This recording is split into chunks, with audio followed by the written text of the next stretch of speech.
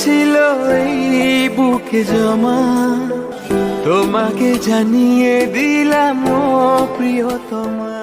এই সময়ে বরবাদ cinema shooting নিয়ে তোড়জোড় থাকার কথা ছিল ঢালিউডে, কারণ ব্লকবাস্টার প্রিয়তমা জুটি শাকিব ইধিকা এক হচ্ছে বরবাদ সূত্রে।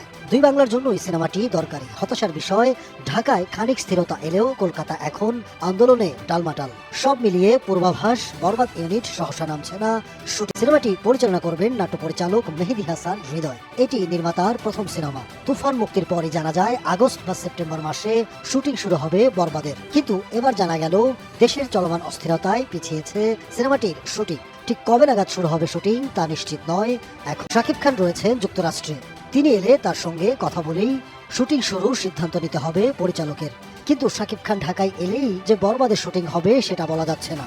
জানা গেছে ২৬ বা ২৭ আগস্ট যুক্তরাষ্ট্র থেকে ঢাকায় নামবেন শাকিব। বিশ্রাম নিয়েই কলকাতা ছুটবেন সম্ভবত দরদ মুক্তির বিষয়ে। সেখান থেকে ফিরেই ব্যস্ত হতে পারেন ক্রিকেট মাঠ। বাংলাদেশ প্রিমিয়ার লিগ বিপিএল এর একটি দল কিনেছে তার প্রসাধনী ও হোম কেয়ার প্রতিষ্ঠান। সেপ্টেম্বর নাগাদ শাকিব খান নিজেকে ব্যস্ত রাখবেন বিপিএল এ। তবে কি খেলার মাঠে ঢুকে পিছিয়ে যাবে শাকিব খানের আপকামিং সিনেমার শুটিং? যদিও উত্তর মেলেনি এখনো বরবাদ টিমের পক্ষ